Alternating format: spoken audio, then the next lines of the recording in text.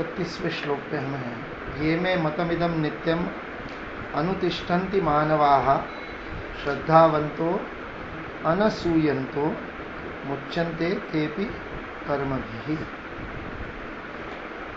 वे लोग भी कर्म से मुक्त हो जाते हैं, कर्म के बंधन से मुक्त हो जाते हैं जो श्रद्धावान, पूरी तरह से श्रद्धा से युक्त होकर के बिना किसी दोष दृष्टि से, कोई दोष निकाले बिना, कोई इसमें टिप्पणी किए बिना, अनसूयंता, उसके अंदर कोई असूया नहीं है, कोई मीन मेख निकालने की वृत्ति नहीं है। इस श्रद्धा से, यानी पूर्ण श्रद्धा से मेरे इस मत का, मे मतम नित्यम, नित्य अनुतिष्ठन्ति, नित्य उस पर दृढ़ रहते हैं। तिष्ठन्ति मतलब खड़े होना, अनुतिष्ठन्ति मतलब पक्की तरह से लगातार खड़े रहना, उस पर दृढ़, इस मत पर, मेरे इस मत पर जो खड़े रहते हैं वो भी कर्म से मुक्त हो जाते हैं। किस मत पर?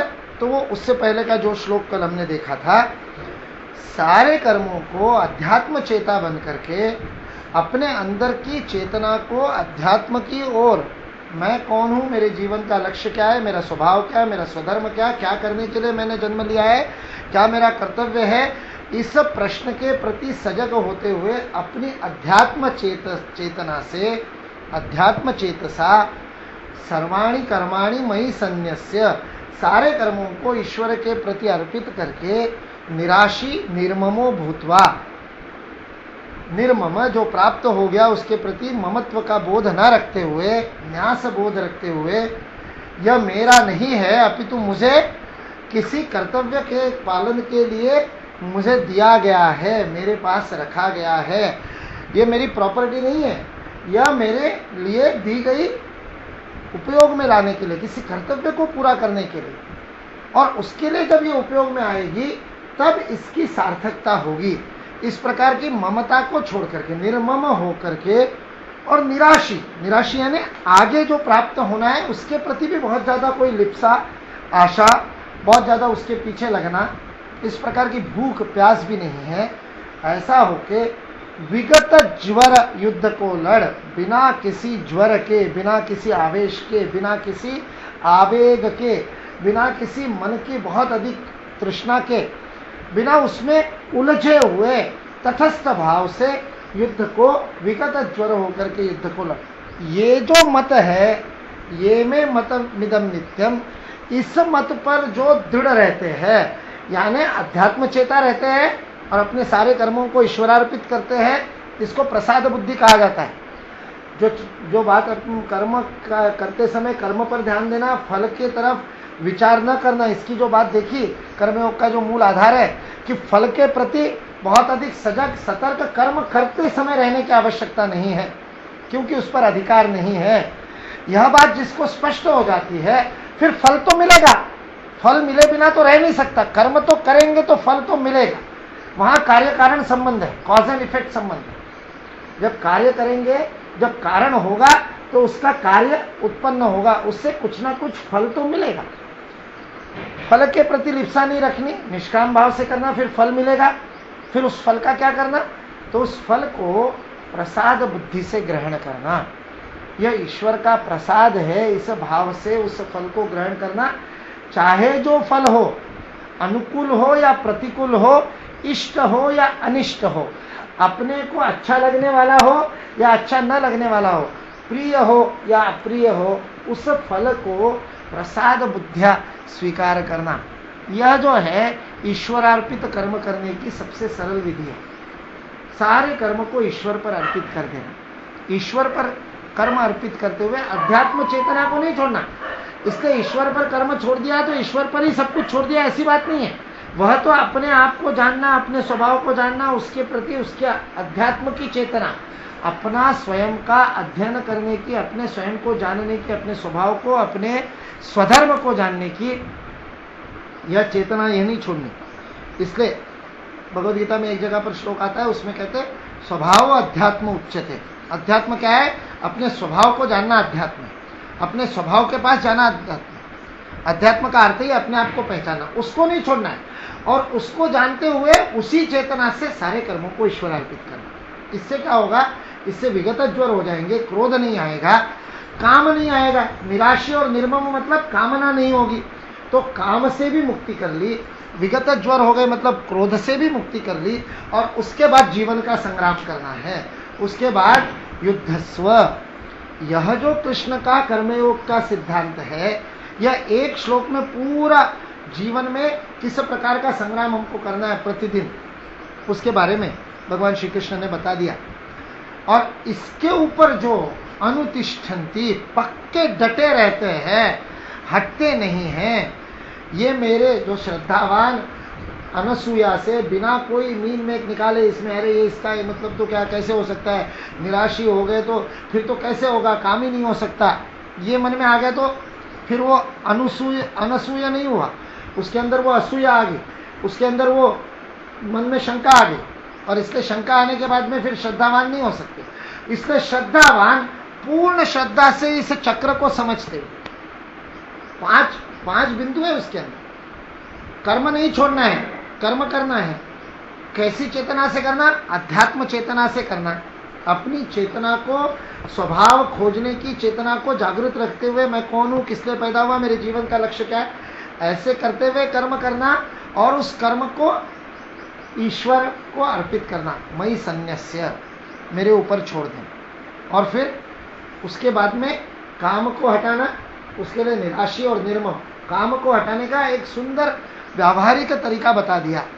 प्राप्त करने के पीछे बहुत अधिक भूख नहीं, प्यास नहीं, तृष्णा नहीं, निराशी, निर्मम, जो प्राप्त हो गया उसके अंदर बहुत ज्यादा लगाव नहीं कि ये मेरा है, इसलिए मेरा तेरा करने की वह कल्पना नहीं। ये काम को हटाने का तरीका बता दिया।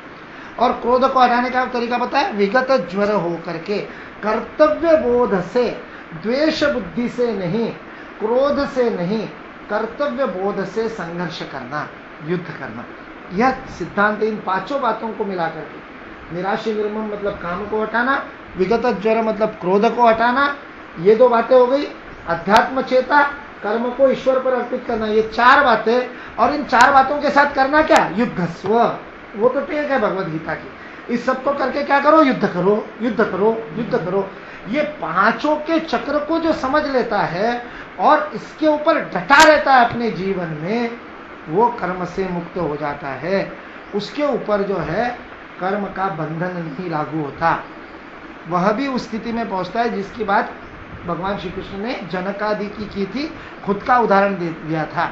जो इस भाव से कर्म करता है, फिर उसके ऊपर भी ये फालतू के बंधन नहीं होते कि ऐसा करो वैसा करो, वह भी अच्छे से काम करता है। और दूसरी ओर ये तू तदभ्य सूयंतो, इसके ऊपर अभ्यसूयंत, उसके अंदर कुछ ना कुछ मीन में गड़बड़ निकाल करके, नोच करके, उसके अंदर कुछ ना कुछ दोष रख करके कि ये तो गड़बड़ है सिद्धांत, ऐसा थोड़ी हो सकता है, ऐसा कोई कर सकता है क्या, ये तो संभव ही नहीं है, ऐसा करने से तो नुकसान ही होगा, ये इस प्रकार का विचार जो करते हैं, न अनुतिष्ठन्ति, इस मेरे मत पर जो डटे नहीं रहते, उस पर अड़ते नहीं है, उस पर खड़े नहीं होते हैं, उसको जीवन में उतारते नहीं है, तू ये समझ ले, उनको पूरी तरह से सर्वज्ञान विमूढ़ान, सारे ज्ञान के प्रति वो विमूढ़ हो गए, उनको कोई ज्ञान नहीं हो सकता। यदि ये एक श्रद्धा नहीं है तो कोई ज्ञान नहीं हो सकता। सारे ज्ञान के प्रति विद्धि, मान ले, जान ले, समझ ले कि वो विद्धि, जान ले कि वो सारे ज्ञान के प्रति विमूढ़ है, मूर्ख है, और इनका नाश होना निश्चित है। नष्टान चेतसः, उनकी चेतना ही समाप्त हो गई है। स्वामी विवेकानंद कहते हैं ऐसे लोगों को जिनके जीवन में कोई लक्ष्य नहीं है, जो केवल पेट भरने के लिए जी रहे, स्वामी विवेकानंद कहते हैं इन्होंने कभी वो अध्यात्म चेतना अपने अंदर जगाई नहीं, श्रद्धा जिनके अंदर जगी नहीं, तो ऐसे लोगों के लिए स्वामी विवेकानंद ने शब्द प्रयोग किया, इनका अभी जन्म ही नहीं हुआ है, ये तो चलती फिरती, हंसती गाती, खेलती बोलती लाश है, मृत शरीर है जिनको ढो रहे हैं। इस शव को शिव में परिवर्तित करेगी, वह अध्यात्म चेतना है।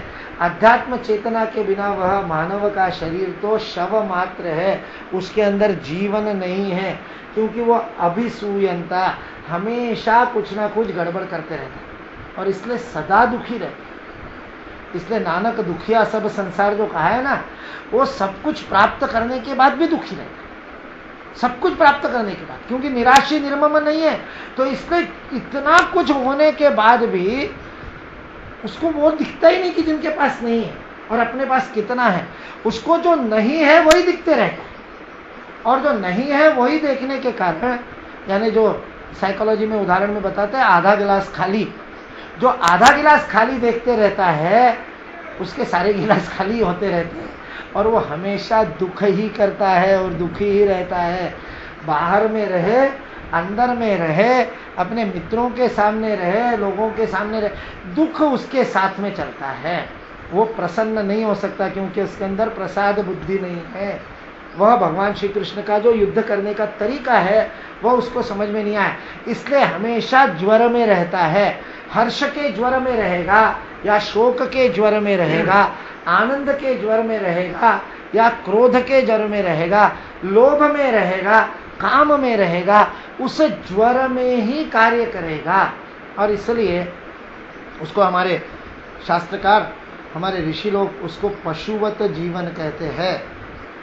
हमारे यहाँ अनेक सुभाषित है, अनेक सुभाषित हमने अपने जीवन में पढ़े हैं जो मनुष्य को और पशु से अलग करने की बात बताते हैं कि किन बातों से मनुष्य अपनी पशुता से ऊपर उठता है। नहीं तो दो हाथ, दो आगे के पैरों को हाथ के रूप में इस्तेमाल करने लगा, इतना ही तो फर्क पड़ा, अन्यथा दो पाँवों का पशु ही तो है।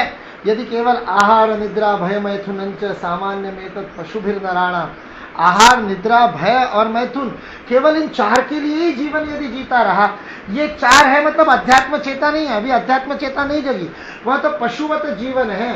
पेट भरने की चिंता है, पेट की भूख की चिंता है, मृत्यु का और अनिष्ट का भय है, उस भय के कारण कर्म करता है, आहार पाने के लिए कर्म करता है, निद्रा के लिए, विश्राम के लिए। जब इस चेष्टा के द्वारा, इस प्रयत्न के द्वारा जब थक जाता है, तब उस थकान से विश्राम करने के लिए, निद्रा के लिए, और अपने जैसे दूसरे को उत्पन्न करने के लिए मैथुन का प्रयोग करता है। इन चारों में जो उलझा रहता है उसका जीवन तो पशुवत जीवन है। उसके अंदर अभी तक क्या विकसित नहीं हुआ? अध्यात्म विकसित नहीं हुआ, अध्यात्म चेतना विकसित नहीं। वहां सुभाषितकार ने उसी के लिए शब्द प्रयोग किया, धर्म धर्मो ही तेषाम अधिको विशेषो धर्मे विहीना पशुभि समाना।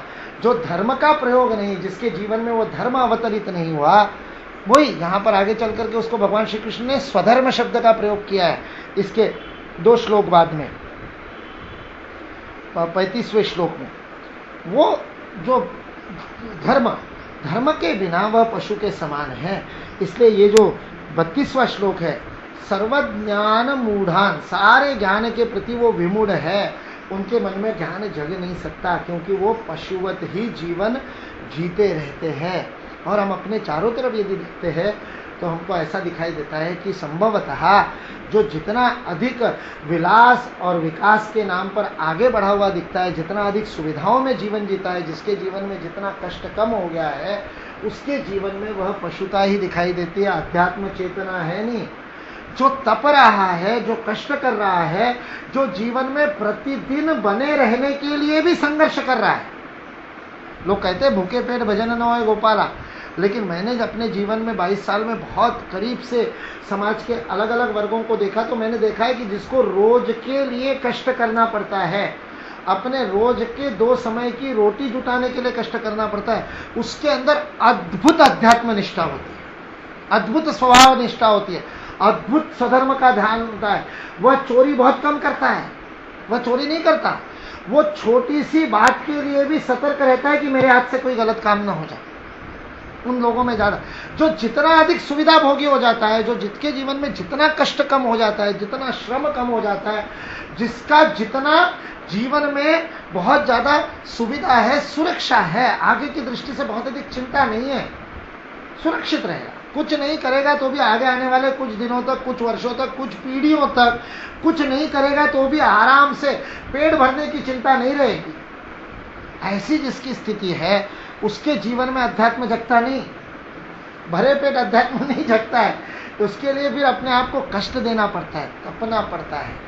इसलिए प्रसाद बुद्धि, ये जो कुछ भी मुझे प्राप्त हुआ है ये सारी सुविधा ईश्वर का प्रसाद है, यदि ये बोध होगा तो फिर उसके साथ में फिर जनक तो कितने बड़े थे, वो एक एक प्रश्न के उत्तर के लिए हजार हजार गाय सोने से मंडा करके याज्ञवल्क्य आदि ऋषियों को देते थे, तो उनकी स्वयं की प्रॉपर्टी कितनी होगी, उसके बावजूद वो अध्यात्म चेता थे। इसलिए इसका यह अर्थ नहीं कि जिसके पास सब कुछ है वो अध्यात्म चेता नहीं हो सकता, सब कुछ होते हुए भी अध्यात्म चेता हुआ जा सकता है। क्योंकि कर्मयोग का विधान तो भगवान श्री कृष्ण चौथे अध्याय में बताएंगे, वास्तविकता में राजर्षियों के लिए ही है। जो राजा होते हुए ऋषि के रूप में जीवन जीते हैं उनके लिए कर्मयोग बताया, गृहस्थों के लिए कर्मयोग बताया, ये त्यागी और वैरागियों के लिए नहीं बताया। ये तो जीवन के संग्राम में प्रतिदिन रत रहने वाले लोगों के लिए ये मत बताया। इसलिए इस मत पर निष्ठा रखना यह बहुत जरूरी है। भगवान श्री कृष्ण अभी यहाँ से अंत तक राग और द्वेष को लेकर के ही बात हुई है, क्योंकि काम और क्रोध, इसको इन दोनों के साथ में जो जुड़ी हुई चीज है, इन दोनों के मूल में जो है वह राग द्वेष है। निराश्य और निर्मम होने का मतलब है काम और क्रोध, विगत ज्वर होने का मतलब क्रोध, काम और क्रोध से दूर जाना। जब काम और क्रोध को विजय पा लेते तब अपना स्वभाव प्रकट होता है, तब अपन स्वभाव के अनुसार काम करते हैं। ये स्वभाव को ढूंढने का एक सुंदर चाबी भगवान श्री कृष्ण हमको दे रहे हैं, और उसके बारे में पूरा आगे का वास्तविकता में वर्णन आता है। इस श्लोक में भगवान श्री कृष्ण कहते हैं कि किस प्रकार प्रकृति आपको अपने द्वारा लेकर के जाती है।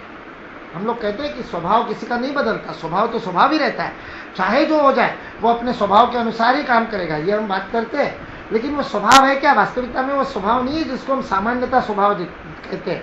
वो अपने व्यवहार के जो एक प्रकार से आदत बन जाती है, वह आदत प्रकृति के कारण होती है, जो प्रकृति हमको खींच करके ले जाती है। इसलिए इस 33वें श्लोक में भगवान श्री कृष्ण ने कहा, सदृशम चेष्ट से स्वस्याह। ऐसा देखा जाता है कि सारे प्राणियों को, प्रकृतिम यान्ति भूतानि, सारे प्राणियों को प्रकृति प्रयत्न पूर्वक उसके कर्मों को, उसके कामों को, जो कुछ भी वो कर रहा होता है, उस सबको प्रकृति अपने ओर खींच करके ले जाती है, ऐसा दिखता है। सदृशम, इस प्रकार से हम देख सकते हैं, और उसी के अनुसार सारा काम चलता है, प्रकृति के अनुसार। और कौन? ज्ञानवान अपि, जो ज्ञानी है, जिसने तत्व को देख लिया, वह भी अपने प्रकृति के अनुरूप ही काम करेगा, उस ज्ञान का प्रगटीकरण भी प्रकृति के अनुरूप ही करेगा। तो ऐसे समय कोई भी निग्रह या किसी का भी शासन कैसे चल सकता है? ना स्वयं का न दूसरे का शासन इस प्रकृति पर हम चला पाते हैं, क्योंकि वह प्रकृति हमको खींच करके ले जाती है। ये भगवान श्री कृष्ण इसलिए बता रहे हैं कि इसलिए तू किसी और को बदलने की चेष्टा मत कर। न बुद्धि भेदम जनये, कर्म में जो रत है उसको कर्म से विमुख करने की चेष्टा मत कर, क्योंकि वो प्रकृति के अनुसार कर्म कर रहा है। चाहे ज्ञानवान हो चाहे अज्ञानी हो, दोनों अपने प्रकृति के अनुसार कर्म कर रहे हैं।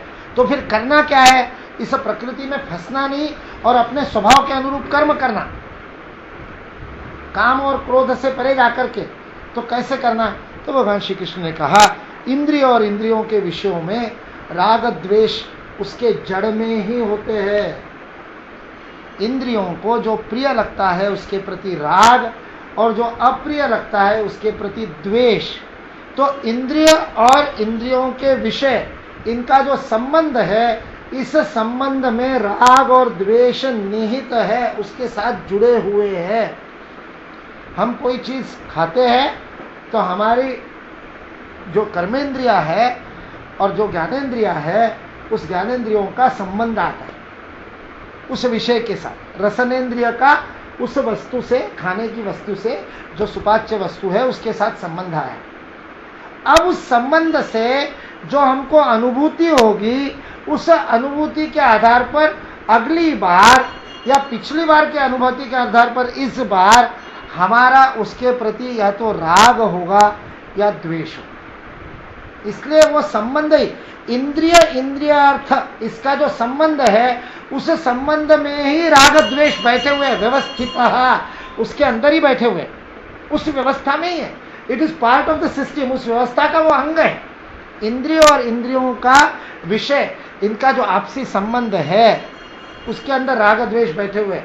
इसलिए इंद्रियों का उपयोग करते समय राग द्वेष से हर क्षण पाला पड़ने वाला है।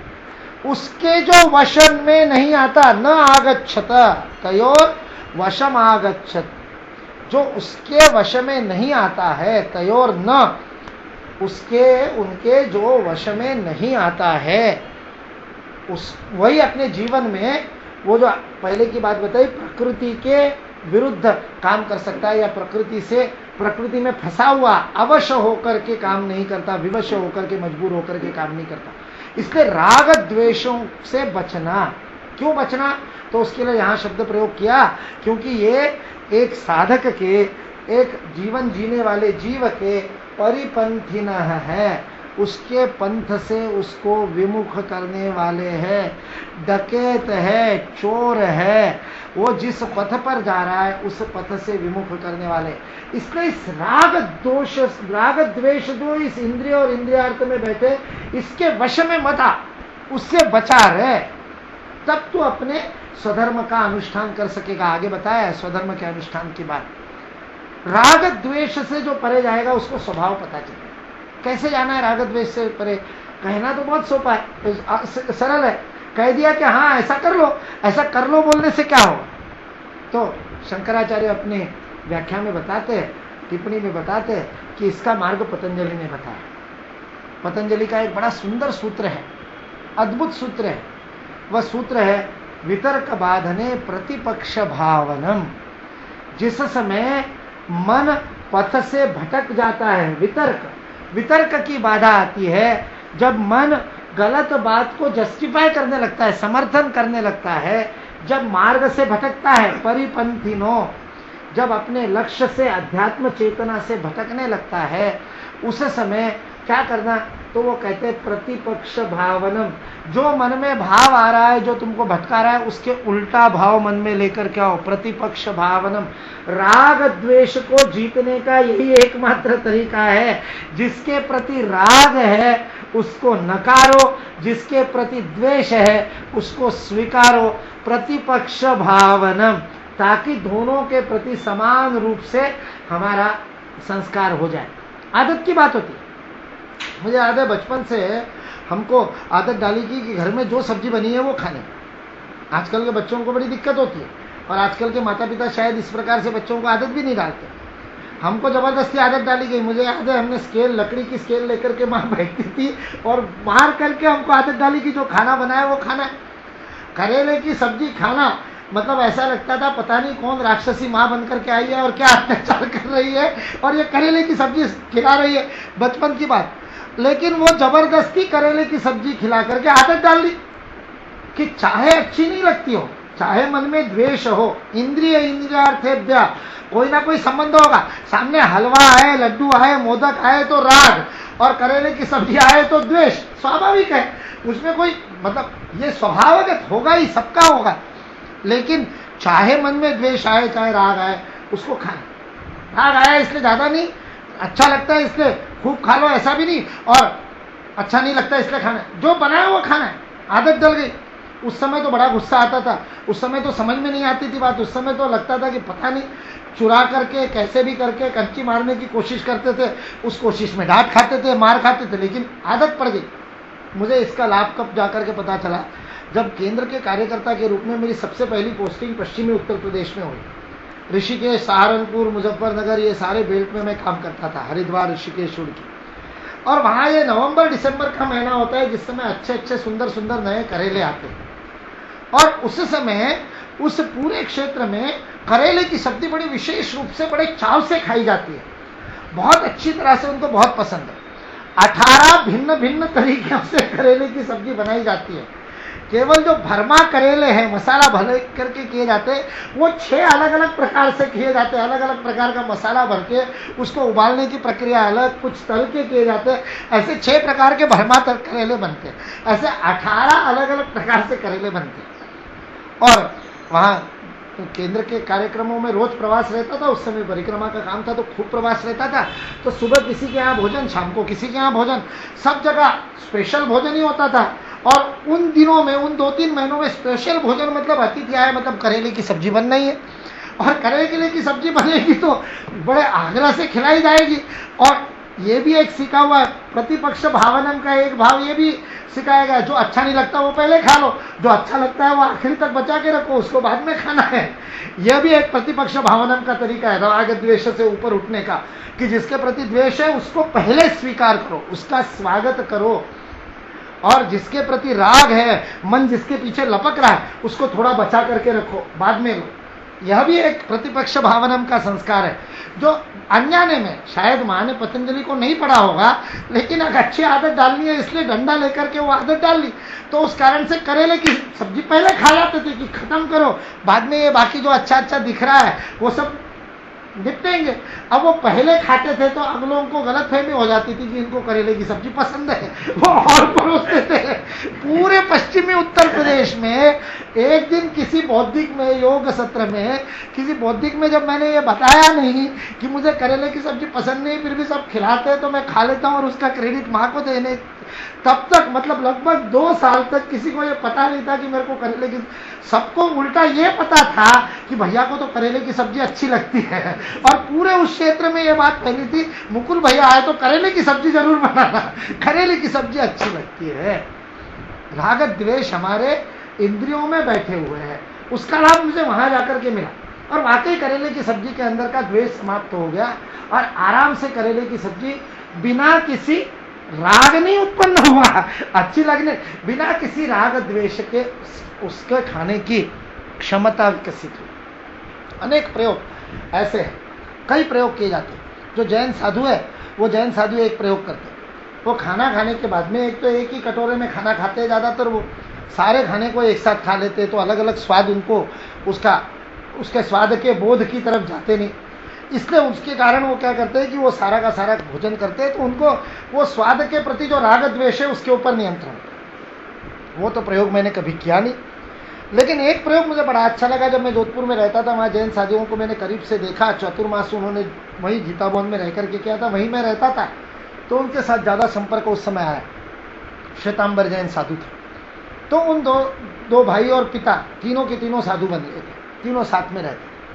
उनको बड़े करीब से मैंने देखा, बड़ा तप प्रधान है जैन धर्म, खूब तप करते, लेकिन एक बहुत सरल सी बात मुझे लगी इनसे सीख लेनी चाहिए और मैंने कई वर्षों तक उसको किया। वो लोग खाना खाने के बाद उस थाली को धो करके उसका पानी पी जाते ताकि अन्न भी वेस्ट नहीं हो और वो पी जाते। और ये केवल साधु ही नहीं, कई सारे जैनियों को मैंने देखा जो गृहस्थी है, जैन है, सारा व्यवस्थित, सारा खाना खाने के बाद में और उसको पी जाते थे पानी।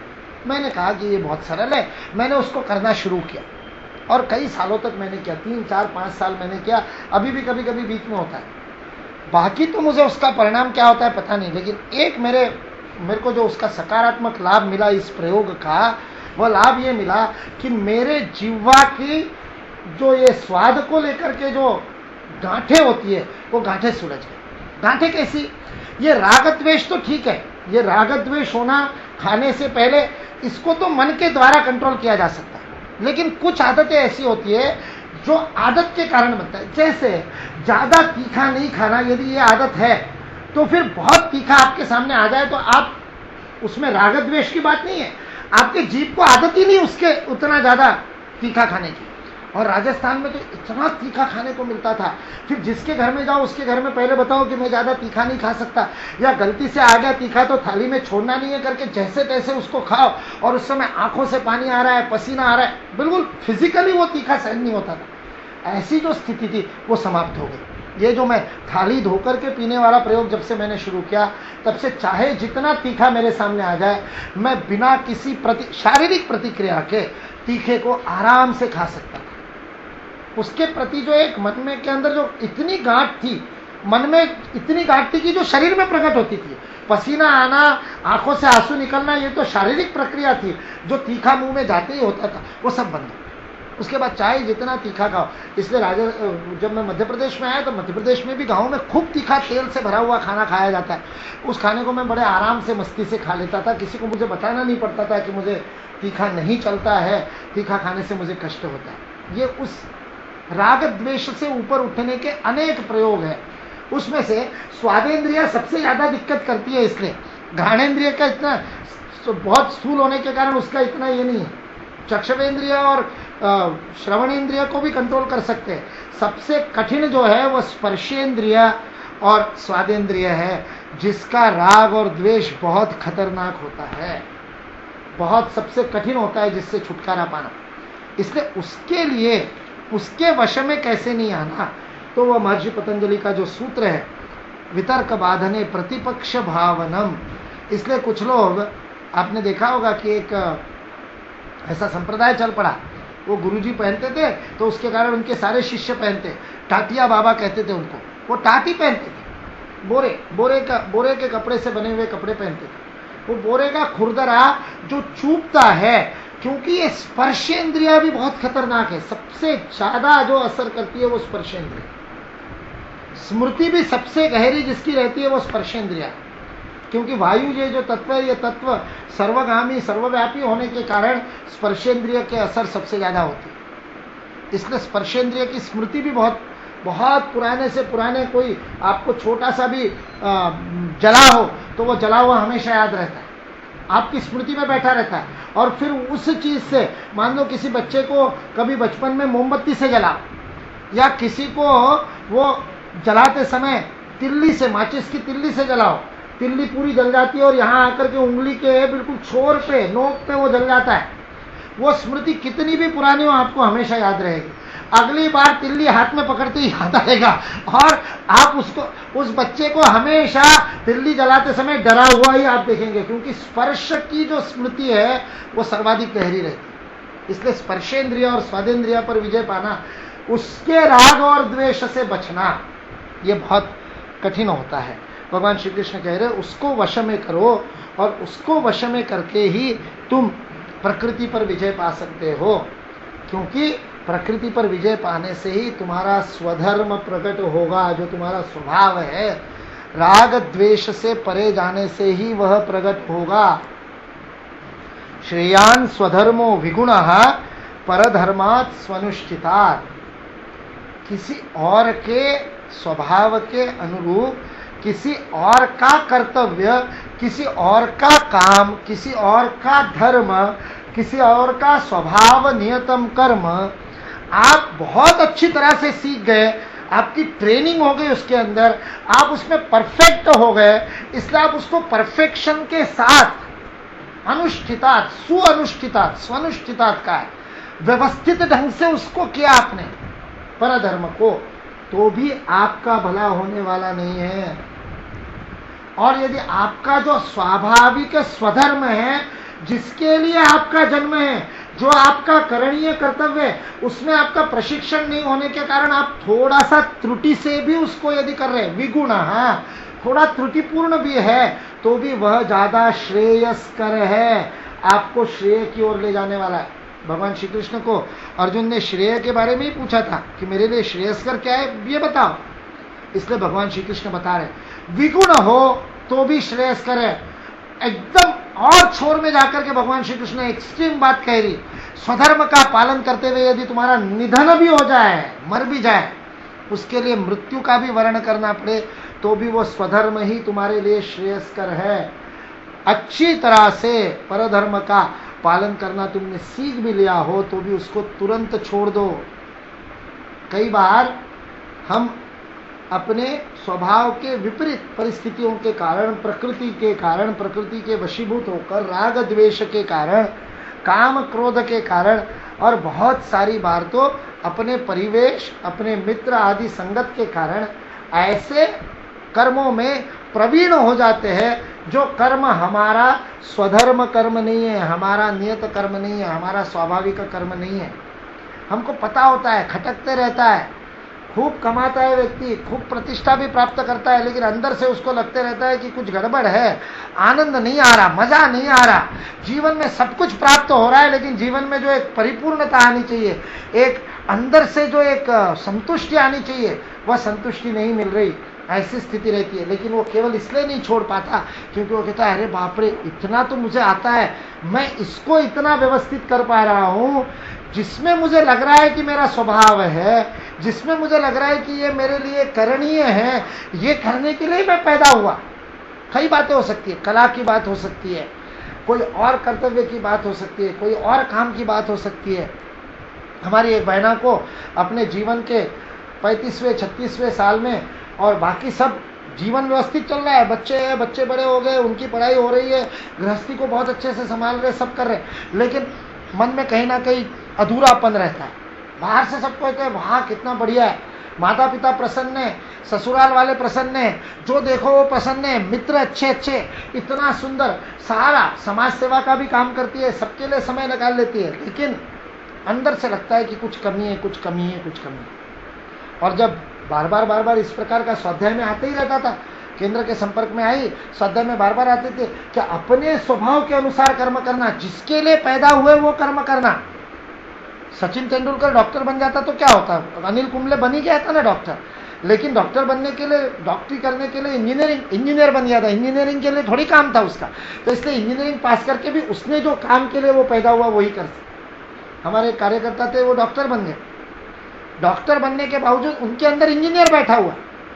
अब वो इंजीनियर बैठा हुआ है और वो आदमी को पिता ने डॉक्टर बना दिया जबरदस्ती, क्योंकि पिता इंजीनियर थे पीडब्ल्यूडी में, और वो इंजीनियरिंग के बड़े कष्ट और वो आगे नौकरी में आने वाले कष्ट और भ्रष्टाचार नहीं करो तो उसके कारण से बार बार ट्रांसफर होना, वो सब देख करके उन्होंने कहा तेरे को कुछ भी बन जाए, इंजीनियर नहीं बनना। उसको बेचारे को जबरदस्ती एमबीबीएस कर दिया। होशियार था, पीएमटी भी क्लियर कर ली, उधर भेज दिया। एमबीबीएस के उसके कॉलेज के अंदर जब योग सत्र ले रहे थे तो वो हमारे संपर्क में आया, केंद्र में आने लगा, स्वाध्याय करने लगा। स्वाध्याय में ये बात बार बार निकलती थी, स्वभाव के अनुकूल काम करना चाहिए। अब 3rd ईयर 4th ईयर में आते आते मेरे को पता चला उसका स्वभाव क्या है। उसको तो बेचारे को शायद पता ही होगा, लेकिन वो बता नहीं पा रहा था। एक बार एक योग सत्र में 100 लोग आ गए और वहाँ गीता भवन में खचाखच 100 लोग भरे हुए, और योग सत्र में ले रहा हूँ जोधपुर में, तो मेरे गले में तकलीफ उसको दिखी, तो वो दूसरे दिन कहा भैया मैं कल इसका सोल्यूशन दूंगा। इतने लोगों तक आपकी आवाज़ पहुंच नहीं रही, और खास करके शवासन के समय पंखों वंखों की आवाज़ में आवाज़ पहुंचती नहीं। दूसरे दिन वो अपने घर का 2-in-1 लेकर के आया, और वो 2-in-1 उसने रखा, और मेरे को एक कोई खुले से कोई सर्किट वर्किट खुला हुआ ऐसा कुछ एक वायर नीचे लटक रही है, और अपना जो कपड़ों के ऊपर लगाने का चिमटा होता है, उस चिमटे से कुछ एडजस्ट करके और उसने मेरे कॉलर में कुछ लगा दिया और कहा अब आप इसमें बोलो, और मैं उसमें बोलूं, और आवाज उसके स्पीकर से आए, 2-in-1 के स्पीकर से, और 100 लोगों को FM माइक उसने खुद बना दिया अपने तरीके से। MBBS कर रहा है और FM माइक बनाया। FM माइक बनाने की उसने, अंदर इंजीनियर बैठा, बनना इंजीनियर था, स्वधर्म इंजीनियर का है, लेकिन पिता के प्रभाव से, जबरदस्ती से, जो भी कहो, डॉक्टर बना। MBBS जैसे तैसे करते हुए पास हुआ, खूब डिप्रेशन में गया, साइकोलॉजिस्ट के पास गया, लेकिन 4th ईयर में आकर के ये पता चला, तब मैंने उसको कहा अब तुम्हारा मार्ग सरल है।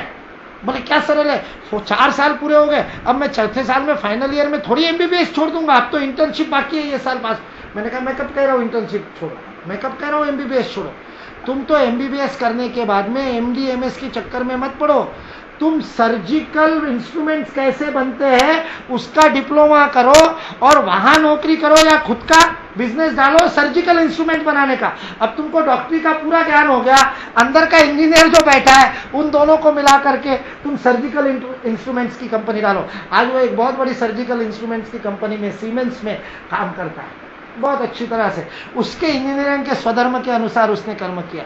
परधर्मात् स्वनुष्ठितात्, बहुत अच्छी तरह से MBBS कर भी लेता तो भी उपचार कितने भी अच्छे कर ले, लेकिन जीवन में स्वधर्म का पालन नहीं करोगे तो श्रेय तक नहीं जा सकोगे। और स्वधर्म का पालन करने का यह मतलब थोड़ी है कि जो कुछ भी किया उसको किनारे कर दो, उसको डाल दो, उसको लेते हुए ही उसमें से, क्योंकि क्या आप बन रहे हो, बाहर जीवन में क्या कर रहे हो, इससे स्वधर्म का कोई लेना देना नहीं होता। आप उस फील्ड में ही, उस क्षेत्र में ही अपने स्वधर्म के अनुसार कर्म चुन सकते हो जो आपका स्वभाव है, राग द्वेष से एक बार परे हो जाने के बाद में। इसलिए स्वधर्मे निधनम श्रेयः परधर्मो भयावह। उस स्वधर्म का पालन करने में निधन भी आ जाए, मरण भी आ जाए तो भी। वो बहन कार्यकर्ता की मैं बात बता रहा था जो बहुत सफल हुई बाहर में, लेकिन अंदर से वो उसको, और 36-37 वर्ष की आयु में उसको पता चला कि मेरे को जो करना है वो क्या करना है। तो वो कहती है मेरे अंदर से इस बात के लिए हुक उठती है कि ये जो ट्रेन के अंदर भिक्षा मांगते हुए और गाना गाते हुए लोग घूमते हैं ना, उनके जो बच्चे हैं उन बच्चों के लिए मैं स्कूल निकालूं, उनको मैं पढ़ाऊं, उनकी कोचिंग दूं, और उसमें मुझे आनंद आएगा इस सेवा को करने के लिए। अब वो जिस परिस्थिति में फंसी हुई अभी तक फंस गई, वो सारा जो गृहस्थ का जो सारा, बच्चे बड़े हो गए, अब इस समय वो उसको पता भी चल गया तो भी वो इस काम में नहीं कर सकती, नहीं जा सकती सब छोड़ छाड़ करके। अब वो अपने उस काम को भी अच्छी तरह से कर रही है जिस काम को अभी कर रही है, परधर्मात् स्वनुष्ठिता, लेकिन श्रेय नहीं है। अब इसमें से रास्ता निकालना, सबको साथ में लेकर के इस सारे दायित्वों को, इस सारे कर्तव्यों को, इन सारे धर्मों को निभाते हुए अपने स्वभाव के अनुसार अपने स्वधर्म का पालन करना, उसके लिए संघर्ष करना, वह राग द्वेष से परे जाने के बाद पता चलता है। इसलिए प्रतिपक्ष भावनम से राग द्वेष से मुक्ति पाना, और उस राग द्वेष से मुक्ति पाने के बाद में हम अपने जीवन में अपने स्वभाव को जान सकते हैं। इसलिए उस स्वधर्म को जानकर उस पर काम करना, यह हमारा कर्तव्य होना चाहिए। यह भगवान श्री कृष्ण ने यहाँ पर यह प्रकरण स्वधर्म का पूरा किया। और इसके बाद में अर्जुन ने प्रश्न पूछा, हम सबके मन में जो बार बार आता है प्रश्न, वह प्रश्न यहाँ पर अर्जुन ने पूछा है और उसका उत्तर भगवान श्री कृष्ण ने दिया है। अथ केन प्रयुक्तोयम पापम चरति पुरुषः अनिच्छन्नपि वार्ष्णेय बलादिव नियोजितः। ऐसा क्या है जिसके प्रेरणा से, जिससे जुड़ करके, प्रयुक्त, जिसके उकसाने से, जिसके कारण व्यक्ति पापम चरति, पाप को आचरण करता है, पाप को जीवन में लाता है, पाप का व्यवहार करता है बिना इच्छा के, अनिच्छन्नपि वार्ष्णेय, बिना इच्छा के, बलादिव नियोजितः, जैसे कोई जबरदस्ती उससे करवा रहा हो, ऐसे अनिच्छा से, इच्छा न होते हुए भी, पाप करने की इच्छा नहीं है, किसी व्यक्ति के मन में पाप करने की इच्छा नहीं हो, कितना भी क्रूरतम, कितना भी गंदा व्यक्ति हो, वह अपने अंदर से पाप करना नहीं चाहता।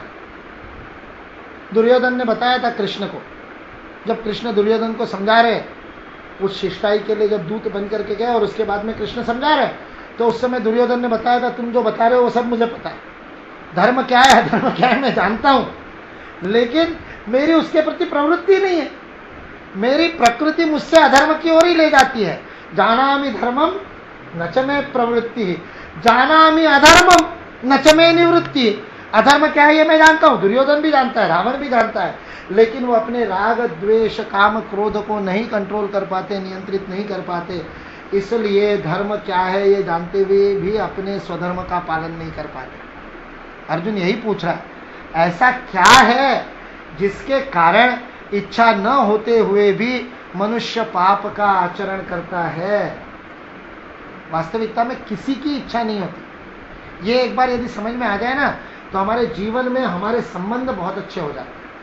यदि ये एक सकारात्मक दृष्टि हमारी विकसित हो जाए कि कोई भी जानबूझ करके गलत काम नहीं करता, इच्छा से नहीं करता, उसका नियंत्रण नहीं होता, इसलिए उसके प्रकृतिज स्वभाव के कारण हो जाता है। अध्यात्म चेता स्वभाव से नहीं होता, प्रकृतिज स्वभाव से होता है। राग द्वेष व्यवस्थित जो है इंद्रिय के अंदर, उसके वशीभूत होकर के जो प्रकृतिज स्वभाव में लगा हुआ है, उसके कारण उससे गलत काम होते हैं। इसलिए पूरे महाभारत में कृष्ण और युधिष्ठिर, ये दोनों दुर्योधन को दुर्योधन नहीं कहते, वो दुर्योधन को भी सुयोधन कहते हैं। उसका संबोधन कहते हैं हे सुयोधन, ऐसे करके उनके अंदर भी वो अच्छाई देखने की कोशिश करते हैं। उनको किसी के अंदर बुराई दिखती ही नहीं, वो प्रत्येक के अंदर के अच्छाई को बाहर प्रकट करने का प्रयत्न करते हैं।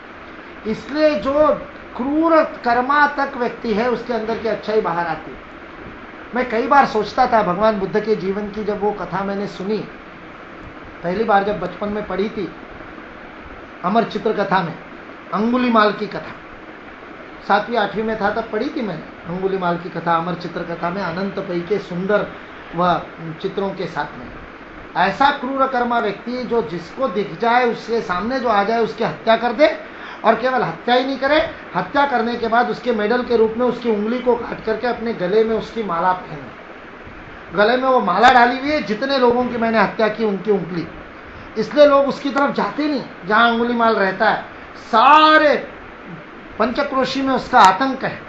दूर दूर तक लोग कहते हैं उधर मत जाओ, उधर अंगुलीमाल। भगवान बुद्ध के सामने वो आता है, और बुद्ध के सामने आते ही अंगुलीमाल के अंदर की हिंसा समाप्त हो जाती है, और अंगुलीमाल अपनी सारी हिंसा को छोड़ करके बुद्ध का अनुयायी बन जाता है। मैं बार बार सोचता था, जब से मैंने पढ़ा तब से मुझे लगता था ये कुछ गड़बड़ है, मजा नहीं आया, ऐसे कैसे हो सकता है, केवल किसी को देख करके आदमी कैसे बदल जाए। इतना क्रूर कर्मा व्यक्ति जो किसी को मारने में हिचकिचाता नहीं है, हत्या करने में हिचकिचाता नहीं है, और बड़ा कठिन होता है व्यक्ति की, मनुष्य की जान लेना बड़ा कठिन होता है, बहुत कठिन होता है। मतलब आजकल के बच्चों के अंदर की संवेदना समाप्त हो गई, इसलिए वो चींटी वटी भी ऐसे ही मार देते हैं, और उसके कारण वो क्रूर कर्मा बन रहे हैं। ऐसी साइकोलॉजिकल रिपोर्ट है समाज के अंदर, और उसके विरुद्ध क्या करना चाहिए, इसके लिए स्कूलों को निर्देश दिए जा रहे हैं कि किस प्रकार से उनके अंदर संवेदना जगाई जाए। टीवी पर इतनी हिंसा देख करके, उसके बावजूद जो सैनिकों को प्रशिक्षण देते हैं वो लोग बताते हैं कि सबसे कठिन होता है, और जो सैनिक प्रशिक्षण लिए हुए जो युद्ध करने के लिए जाते हैं वो लोग बताते हैं व्यक्ति को सामने देख करके उसकी जान लेना, गोली मार करके। शत्रु है पता है, अगर मैंने ट्रिगर नहीं दबाया तो वो ट्रिगर दबाएगा और मेरे से उससे पहले मेरी जान चली जाएगी, ये पता है। उसके बावजूद भी पहली बार जब किसी को मारते हैं, इतने प्रशिक्षित लोग, कितने राउंड फायर कर लिए उन्होंने रेंज के अंदर, टारगेट को बिल्कुल पक्का, हर बार टारगेट पर बंदूक मारने वाला व्यक्ति, लेकिन जब पहली बार किसी व्यक्ति पर, उसको शत्रु पर, दुष्ट पर, आतंकवादी पर, लेकिन वो बंदूक तान करके जब उसको ट्रिगर दबाना होता है। मैंने कई सारे ऐसे विकट योद्धाओं से और निकट का संपर्क मुझे मेरा सौभाग्य रहा, जिन्होंने देश के लिए खूब काम किया और खूब लोगों की जान ली देश की रक्षा के लिए। ऐसे लोगों के साथ में विवेकानंद इंटरनेशनल फाउंडेशन के कारण रहा। उनमें से प्रत्येक को जब एक ने मुझे बताया तब मैंने फिर और सबको पूछना शुरू किया, जो जो बड़े वीर योद्धा थे, और वो कहते, सबने बताया कि पहली बार जब किसी जीवंत व्यक्ति पर गोली चलाई जाती है जान लेने के लिए, तो वो सबसे कठिन परीक्षा का समय होता है। उस समय हाथ कांपते ही है, बड़े से बड़े योद्धा का हाथ कांपता है, जीवन लेना बड़ा कठिन होता है। और वो अंगुलीमाल उसमें प्रवीण है, इतनों के क्रूरता से जीवन लिए उसने, और वो बुद्ध के सामने खड़ा होता है, उसके आंखों में देखता है, और बुद्ध के केवल सान्निध्य मात्र से उसके जीवन में क्या परिवर्तन है, ऐसा क्या है, क्या हुआ होगा उस समय। और बाद में जब केंद्र का काम करते समय और अनेक प्रकार के लोगों से पाला पड़ा, और अनेक प्रकार के लोगों के साथ बातचीत करने का, उनके साथ व्यवहार करने का, उनको काम में लगाने का, उनसे काम करवाने का जब अवसर मिला, तब पता चला कि ये बहुत महत्वपूर्ण एक तकनीक है जो बुद्ध की तकनीक है। वह तकनीक है दूसरे के अंदर की अच्छाई पर विश्वास करना और उस अच्छाई को बाहर प्रकट करना। स्वामी विवेकानंद बताते हैं इसके बारे में, बड़े विस्तार से बताते हैं कि आप यदि दूसरे प्रत्येक के अंदर की अच्छाई का विश्वास करोगे तो आपके प्रयत्नों से उसके अंदर की अच्छाई बाहर आ सकती है, उसके अंदर का सर्वश्रेष्ठ बाहर आ सकता है।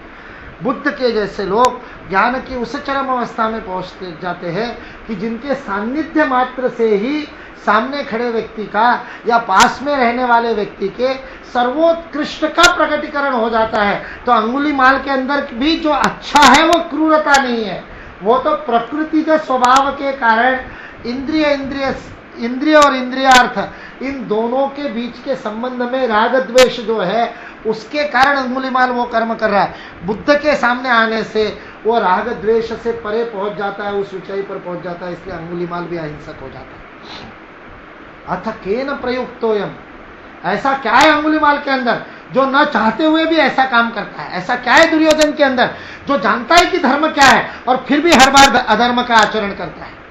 जानता है कि सही क्या है लेकिन फिर भी जब जब काम करता है तब तब गलती करता है। ऐसा क्या उसके अंदर है? ऐसा क्या बलादिव प्रयोजन है जिसके कारण ये सब होता है? ये सब हमारे भी जीवन में होता है। हम सब भी अच्छा ही करना चाहते हैं लेकिन कई बार न चाहते हुए भी गलत बात मुंह से निकल जाती है, न चाहते हुए भी कुछ गलत कर्म घटित हो जाता है। तय करते अब की बार ऐसा नहीं करूंगा, लेकिन वैसी परिस्थितियां बनते ही क्रोध आ जाता है, तय करते नहीं करूंगा, उसके बाद भी होता है। बलादिव नियोजित किस कारण से होता है?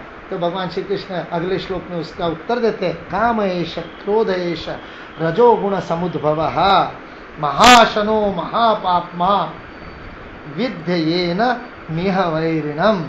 हाँ, इस यहलोक में सबसे बड़े वैरी ये काम और क्रोध है। ये एक ही सिक्के के दो पहलू है, काम और क्रोध। राग के जड़ से, राग जिसकी जड़ है वो काम है, द्वेष जिसकी जड़ है वो क्रोध है। राग और द्वेष का ही, काम और क्रोध से राग द्वेष उत्पन्न होते हैं, राग द्वेष पर आचरण करने से काम और क्रोध पुष्ट होते हैं। ये एक दूसरे को पुष्ट करने वाले, इसलिए उनको महाशनों का, ये महाभूखे हैं, इनका पेट कभी नहीं भरता, इसलिए उनको कहा वो महाशन है। उस अग्नि के समान है जो सबको भस्म कर देता है, उस प्रकार से ये बकासुर है, इनका पेट कभी नहीं भर सकता। ऐसे ये महाशनो महापात्मा है, इसलिए उनको सबसे बड़ा वैरी समझ, क्योंकि वो रजोगुण से उत्पन्न हुए हैं। इसके तंत्र को अपन परसों देखेंगे, कल नहीं। सर्वे भवन्तु सुखिनः, सर्वे भवन्तु सुखिनः, सर्वे सन्तु निरामयाः, सर्वे भद्राणि पश्यन्तु मा कश्चित् दुःखभाग् भवेत्। ओम शांति।